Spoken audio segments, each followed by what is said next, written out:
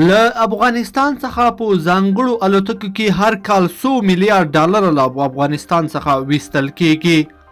درنو لیدونکو السلام علیکم، وخت مو په خیر، ستړي مشئ. د افغانستان او نړۍ په رسنیو کې د افغانستان څخه په غیر قانوني ډول د میلیارډونو ډالرو د باسلو مسأله ګرمه ده.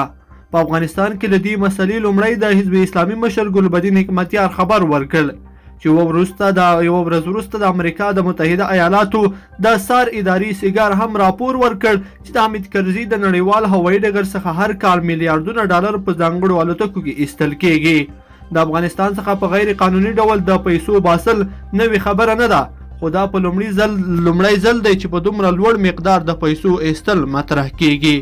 نه یوازې دا چې دا ځل د پیسو مقدار لوړ دی، بلکې د پیسو د باسلو وخت هم معنا لرونکی دی. د افغانستان په سرنوشت باندې همدا اوس په دوحه کې خبرې روانې دي. افغان حکومت په دې خبرو کې قربانۍ ته هڅول کیږي.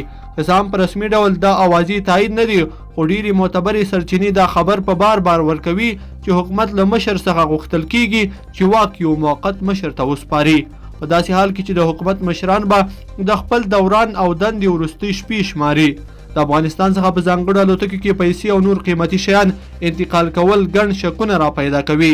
د افغانستان څخه د میلیارډونو ډالرو د پیسو ایستل په داسې وخت کې رسنۍ شول چې تازه ولسمشر غني د کابل په هوایي ډګر کې ځینې بدلونونه راوستي وو او خپل نږدې کسان یې هلته ګمارلي وو.